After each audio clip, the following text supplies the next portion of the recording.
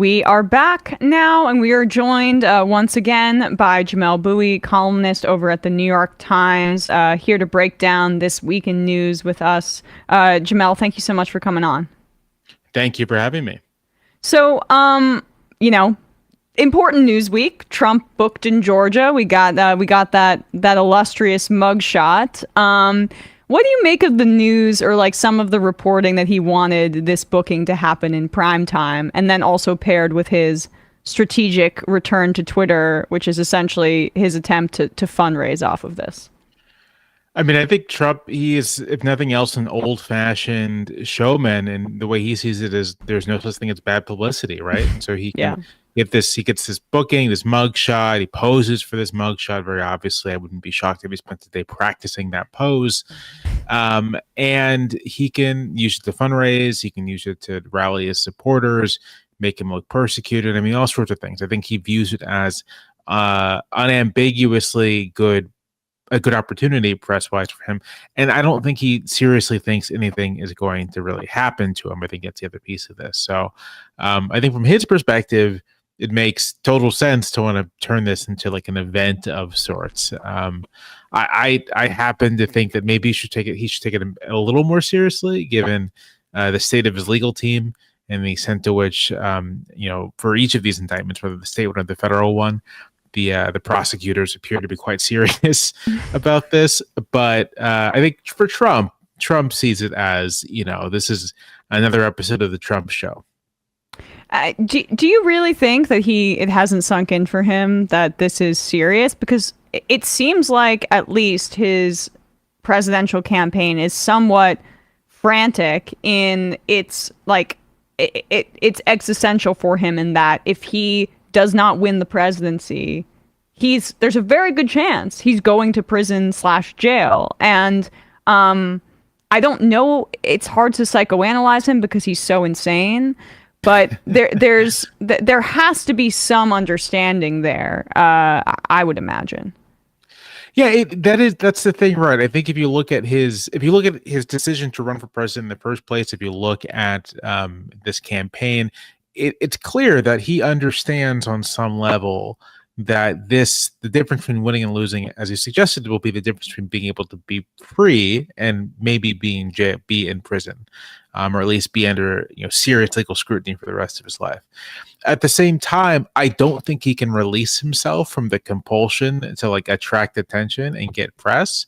And so the booking yesterday, even if he recognizes that in some sense this is all very serious, I don't think he can actually help himself. I think there's no world in which Donald Trump did not try to turn his mugshot into a fundraising opportunity in an attempt to get more press. I just think that he is pathologically unable to resist that temptation and to really perform the seriousness of the charges against him.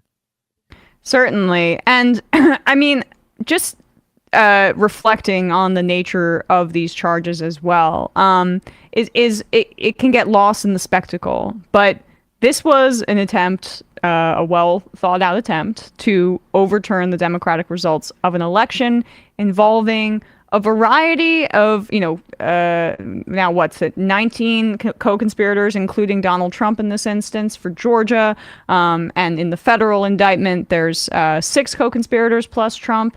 And so much of this is about really throwing out votes, specific votes, Democratic votes. And in the cases of what they tried to do in Georgia and some of their plots in places like Michigan, particularly urban centers, people that were more people of color, and also people that were tending to vote Democratic. And I think that context is really important to understanding the bile behind this, and that includes Giuliani saying that poll worker mother and daughter were passing around USB ports like vials of heroin and cocaine. If you could just put it in the larger context of voting rights and who gets to have voting rights and who doesn't have to get voting rights, or doesn't get to have voting rights in this country. Yeah, of course. I mean, I think you kind of set it up quite well, right? That the plot really centered on trying to invalidate, erase, whatever verb you want to use, the votes of voters in the urban centers, Atlanta, Milwaukee, Philadelphia. These are all the places they targeted, and that's sort of just like a euphemism for saying they wanted to invalidate the votes of Black people. They didn't see them as, not just that they were Democratic votes, but that in some sense they didn't really count. And that's like part of the language of Republican politics, that voters in these places don't really count. They're not really real Americans, right? We don't want a popular vote for president because we don't want our elections being determined by people in urban centers. And it's like, well, they're Americans too. They presumably, their votes count the same as everyone else, but sort of on like this it's like ontological level for a lot of folks on that side, they are unequal votes and don't deserve to have the same say. And I think the plot to steal the election was like that idea taken to its logical conclusion, right? That if those votes are illegitimate, then we should be able to erase them from the ledger and then put in the rightful president. And the other thing I want to add here is that, 2 years, it's been 2 years, 3 years since the election, just about, and then 2 years since January 6th, a little more than 2 years. And it's tempting, I think, looking back, to treat this all as kind of a big kind of a little silly, like circus. Oh, well, circus. This really wasn't going to succeed. But you read that federal indictment, and Jeffrey Clark, I believe, suggests to the White House assistant counsel that, like, listen, if there are protests after we do this, we'll just bring in the army and shoot these people. And it's like, that's what was being considered in the White House. That if they were able to successfully invalidate these votes and there would be protests and civil unrest afterwards, they were going to use force against American citizens to sort of like solidify and cement their hold on power. So I think it's worth just saying, right, that like, for as much as this seems like a big circus, these people were actually, no pun intended, deadly serious about what they were trying to do, and were deadly serious about what they intended to do to maintain that grip on power. I mean, that's why you have to call it a coup attempt. I mean, and people, there were a lot of people who like to be contrarians in political discourse, saying, oh, look at these MSNBC liberals calling it a coup. How quaint, how silly, how hysterical. And then you see, oh no, there were attempts to also install Jeffrey Clark as the Attorney General. And only if it weren't for a Department of Justice internal revolt on that front, where they said hell no, that could have been possible, and he could have used the Insurrection Act to turn federal troops on anti-Trump protesters, just to like hammer that point home of what was being discussed at the highest levels of power in the Trump administration.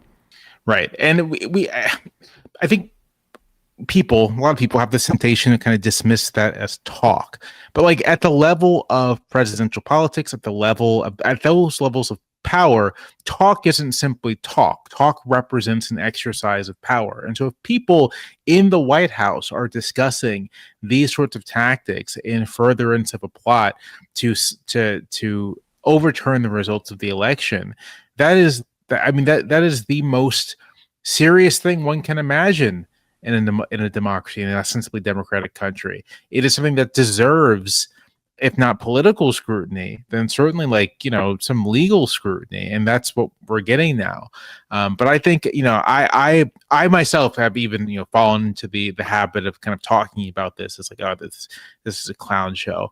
But it's worth reading that federal indictment. It's worth reading the state indictment and really reminding oneself that this was all very serious. This was all very, very serious.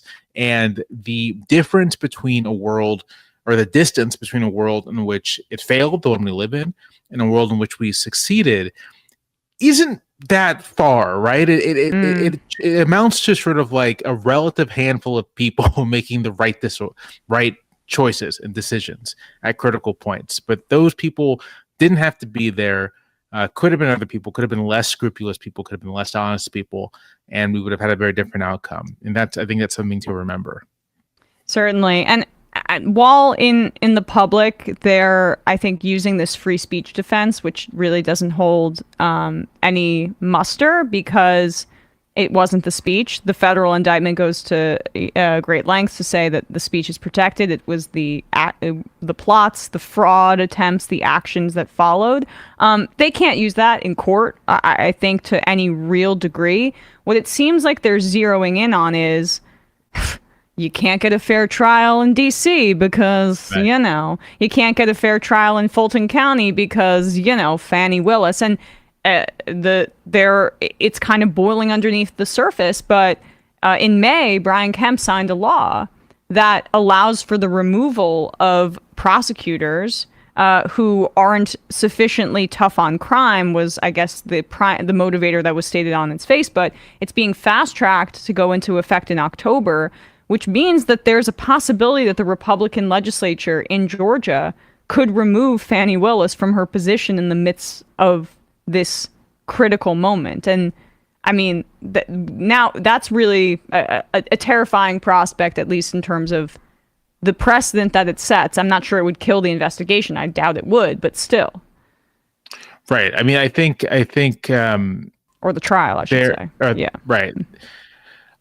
It's very clear that this is dividing Republicans, and there are many Republicans who are so very loyal to Donald Trump. And so I would not be shocked to see the Georgia legislature attempt to do that. I want to quickly comment on this charge that Trump will never be able to get a fair trial. I think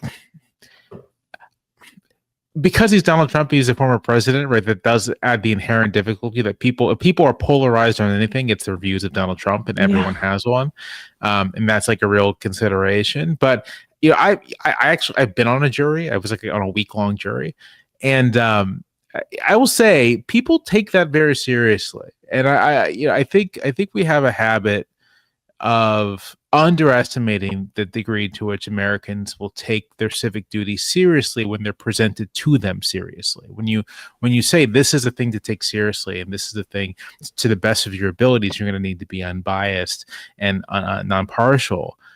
People will really try to do that, and so I think I have a total confidence that, in fact, Donald Trump will be able to get a fair trial, even from people who likely oppose him or voted against him.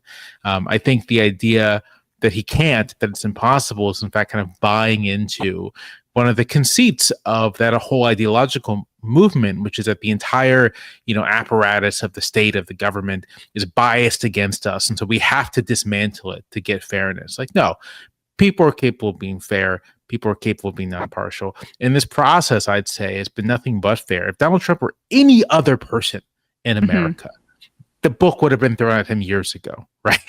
Yeah. This has been beyond fair-minded and scrupulous. Yeah, even the documents case. I mean, he had months and just ignored repeated requests and then sent back some of the documents, just not all of them, in an effort to conceal what he still wanted to hang on to. And other, low-level government officials who maybe have classified information and by accident or took it, they don't get that benefit of the doubt of returning it. There was a case, and I'm blanking on the name of the person, but someone who worked with the DOJ or the FBI who's just went to jail for like 10 months because McGonigal, might have been. I can't remember like names. the Russian the thing with the I'll double check. Yeah, just Charles McGonigal. Yeah, and so he actually, in that case in particular, was given as much deference and leeway as humanly possible because of his position, which is the exact opposite of his claim, obviously. Right.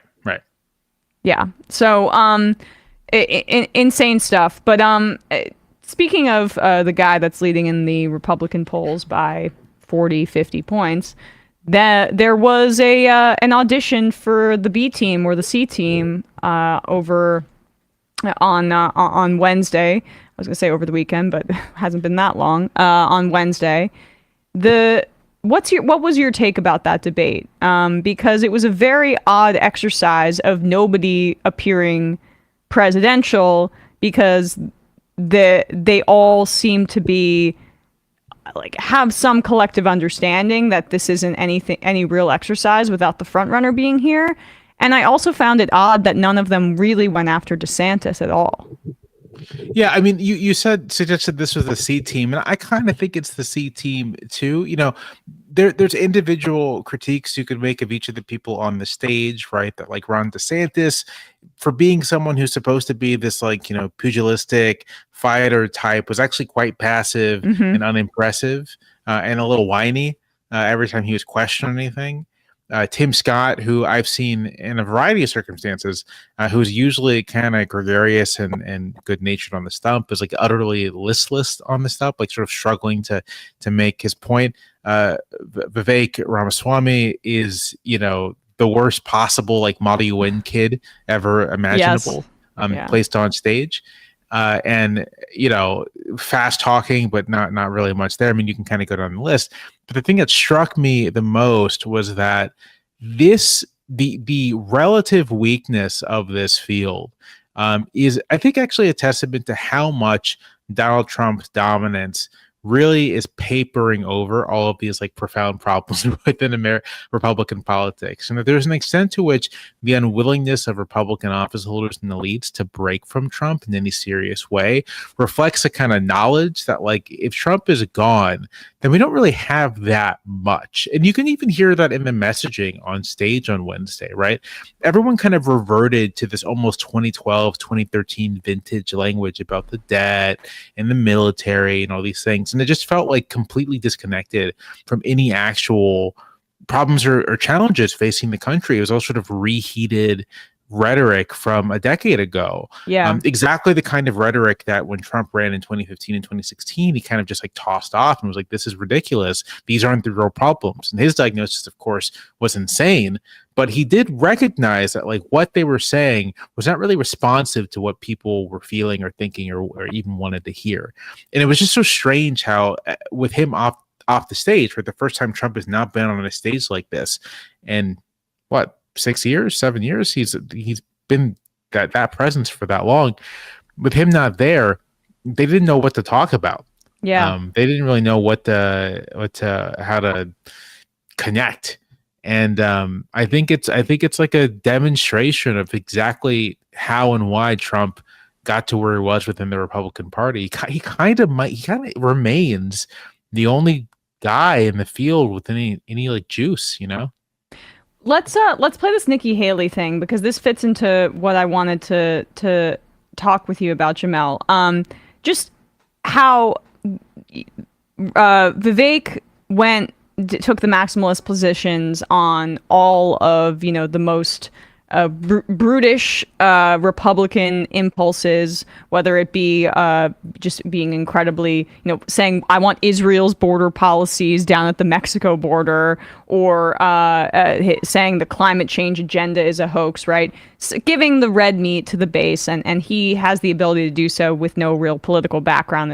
It's all theater for him, and he's auditioning for, I don't know, the cable news show or VP or something like that. But the difference between what you're seeing growing within the base and the establishment Republicans and what their true agenda is really fascinating. You saw a little bit of it in the back and forth between Vivek Ramaswamy and Nikki Haley on Ukraine, with the differences between the more traditional neoconservative, pro-Pentagon kind of military-industrial complex thinking, and this libertarian leaning ideology, I guess. But also what they didn't flesh out is Nikki Haley and Chris Christie and some of the other traditional Republicans want to cut Social Security and Medicare. Is this the clip of Nikki Haley on Social Security and Medicare? Let's play this, because this is just a reminder. Yeah, this is not the one. It's the other one. This is a reminder of exactly what the Republican Party agenda is when essentially Trump is out of the picture and isn't disciplining them on this issue, because he kind of cut out Republicans' legs in these latest negotiations with Biden, out from under them, when he said we shouldn't touch Social Security and Medicare. But this is really what they want to do. Well, you've got multiple candidates on that stage that said they wouldn't touch entitlements, including Trump. And any candidate that says they're not going to touch entitlements means that they're basically going to go into office and then leave America bankrupt. Social Security is going to go bankrupt in 10 years. Medicare is going to go bankrupt in 8. So the way we deal with it is we don't touch anyone's retirement or anyone who's been promised in, but we go to people like my kids in their 20s when they're coming into the system and we say the rules have changed. We change retirement age to reflect life expectancy. Instead of cost of living increases, we do it based on inflation. We limit the benefits on the wealthy, and we expand Medicare Advantage plans. What's the right age there then, Ambassador? Well, I think we have to do the numbers. We've got to figure out what it is. But what we do know is 65 is way too low, and we need to increase that. We need to do it according to life expectancy. Yeah, as Matt says, life expectancy is going down. And also there are studies that show that the longer you work, the shorter your life expectancy can be, almost as if, having to work until your elder years is not great for your health. And just to fact check her, no, Social Security and Medicare are not going bankrupt. Yet the Social Security Trust Fund is a little bit more in like financial precarity because of Treasury bonds, but that is quite easily fixed by just raising the cap. There are a lot of things that you can do, but this is the austerity agenda of the Republican Party that is as foundational to what they believe in as anything else. That's right. I mean, to the extent that Trump had like any innovation in the 2016 race, it was sort of jettisoning all of that, right? Saying to voters basically like, I know you're here for the anti-immigrant stuff. I know you're here for sort of like the meanness and everything. So I'm going to focus on that. I know you don't want to hear someone talk about taking your Medicare or Social Security. That's very unpopular. So I'm not going to do it. And that worked. And it is fascinating to see that, when he's not on the stage, they just go back to talking about it, kind of unaware that it's politically unpopular. I think in Haley's case, he's trying to present herself as sort of the only serious adult on the stage. Though, as you say, they claim she's making about those programs they're going to go bankrupt in some way. Just don't really hold up to scrutiny. Like, if Social Security goes bankrupt, a program that more or less is financed by existing workers paying taxes to current beneficiaries. So if that goes bankrupt, what that means is that like society has collapsed, right? Yes. that's what that means. It's self-sustaining. I mean, it's in theory, but they want to be able to cut into it and create more leverage for people to remain in the workforce. That's their agenda. That's right. And to siphon the money into private accounts that, mutual funds and private equity can like skim off of for their own profit. So that's the agenda. It's very unpopular, and they cannot help but go back to it, which I think gets to this point of kind of just like an intellectual exhaustion among mainstream Republicans that has been papered over really by Trump's dominance of the entire Republican Party. It feels to some extent that all of this is like very theoretical in terms of talking, because as you said at the top, Trump leads the field by like 40 points, right? Like there's Nikki Haley, I think, is pulling 3 or 4% in the polling. Ron DeSantis, who's supposed to be like Trump's closest competitor, is pulling 11, 12%. Like Trump is winning the majority of Republicans, and no one else really even comes remotely close. And so this feels all a little academic. Like at the end of the day, even if he is, faces considerably more legal trouble than he does, there's nothing that says you can't run for president and also be in court. So there's a good chance that he still gets the nomination, and it is the nominee going into next fall. And all of this is a little moot. And I think you're right that on Wednesday, everyone kind of perceived that this was like a very strange exercise in pretending as if the actual unquestioned leader of the Republican Party isn't, part of this discussion. Yeah, and it's so clear that the Republican base, there's no appetite for cutting Social Security and Medicare, no matter how much they want to call it entitlements, no matter how much they want to obscure it. That was always all the hatred of non-white people, of gay people, of trans people, always was a way to get them to a position where they could deliver for their donors, for the people that they serve. It was cynical. Some are true believers, some aren't. I don't know how much it matters. But in the end, the Republican base really just wanted like the hatred part. And that's what Trump delivers to them. And so when the Republican Party or someone like Nikki Haley's trying to move back to like what the watered down Tea Party talking points, I mean, she seems like a dinosaur and completely disconnected from anything that regular Republicans actually want their candidate to sound like. I think that's right. I don't put much stock into Vivek Ramaswamy's chances, but he's like the only one who seems to kind of grasp that the Republican base has kind of moved on from the 2010s and is looking for something bombastic, for something that involves like defining and targeting enemies and promising that you're going to use the government to go after them, which is basically what he did. Climate change activists are enemies. I'm going to go after them. Federal bureaucrats are enemies. I'm going to go after them, and so on and so forth. So I think that's what Republican voters want to hear, and Ramaswamy is delivering it. DeSantis is kind of delivering it, although not particularly well. But any attempt to articulate kind of a updated version of Tea Party Republicanism, circa 2012 Republicanism, kind of the kind of rhetoric that Mitt Romney ran on in that election, or that the other Republican candidates ran on in 2016. I just don't think it's going to land very well with voters or Republican voters who don't want that. And part of the problem is they don't want that.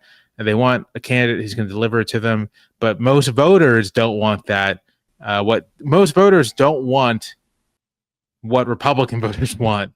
And so that puts the nominee in a difficult position. Just to make one quick point about that debate, it was interesting, right, that they had this whole exchange about abortion, which kind of hinged around Haley really trying to get everyone to not talk about it. Yep.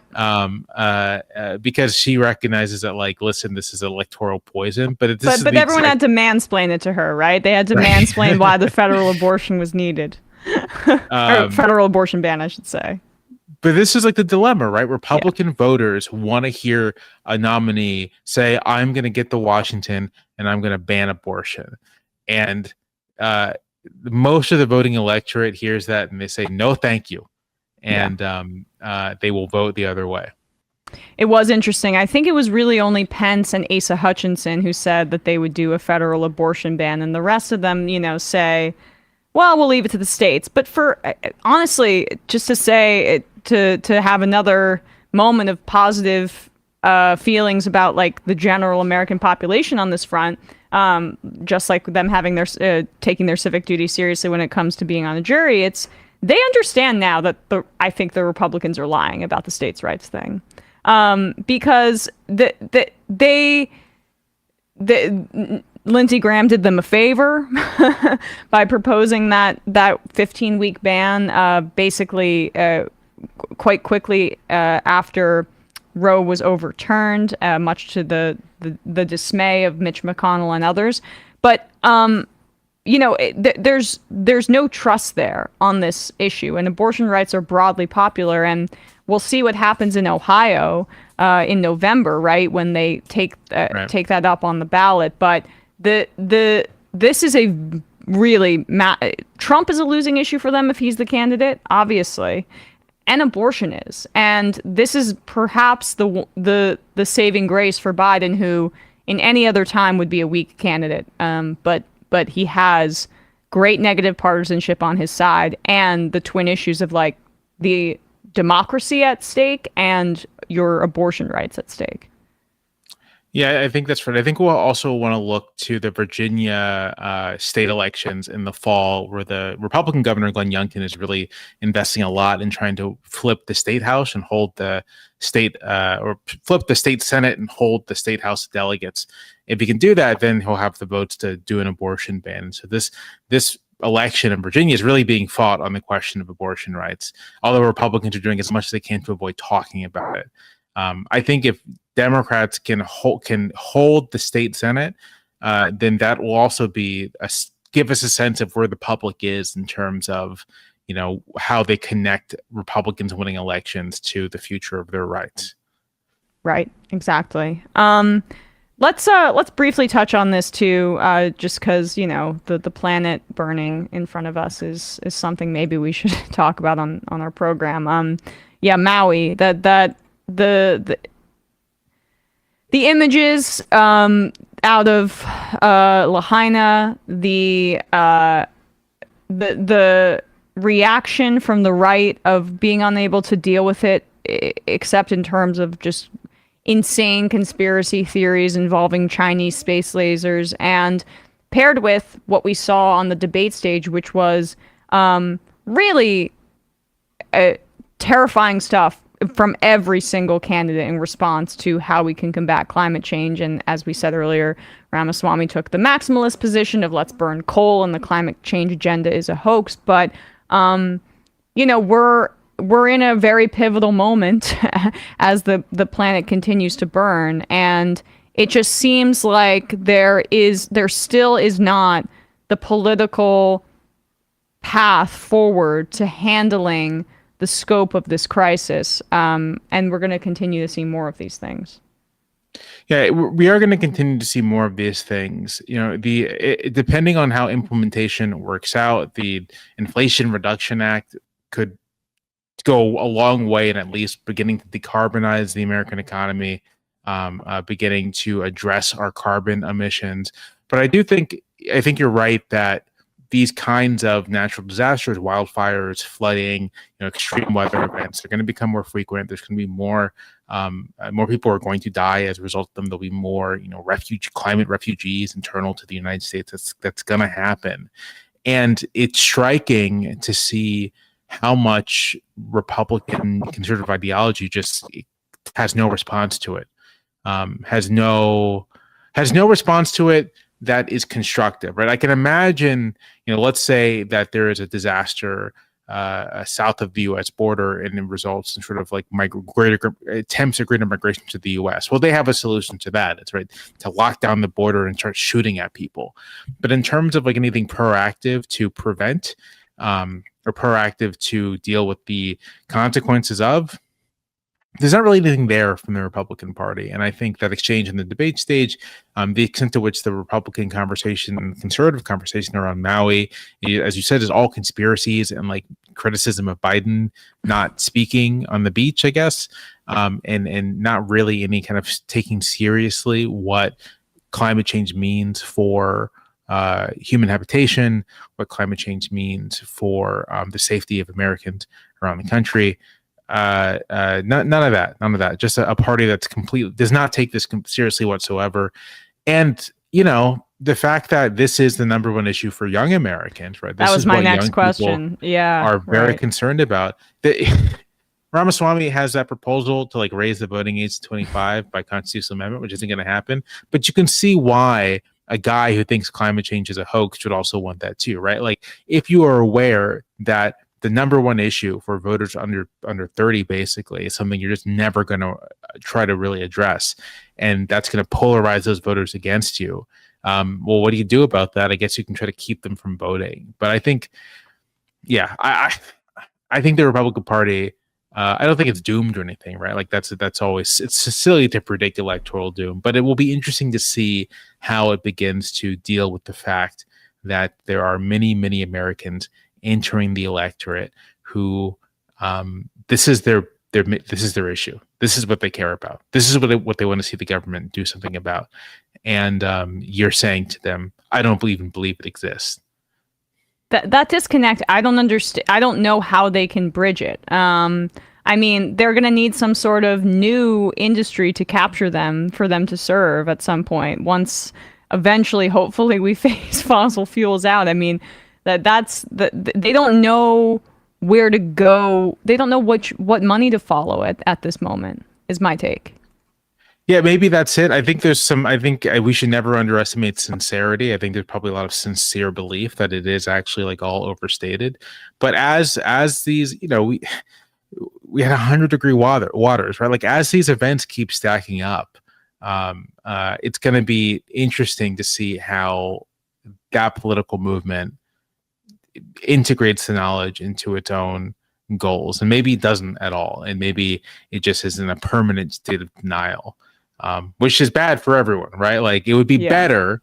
It would be better. I'm not saying I would agree with Republican climate change solutions, but it would be better if they had like ideas and like proposals, right? You can negotiate with that. It's hard to negotiate with someone who like stares you dead in the face and says like, well, I just don't think the thing is real. Those clouds in the horizon that you say you see, they're not there. Right. Well, Jamelle Bouie, columnist over at the New York Times, proprietor of the Unclear and Present Danger podcast. I meant to plug that at the start. Thanks so much for coming on today. I really appreciate it. Thank you for having me. Of course.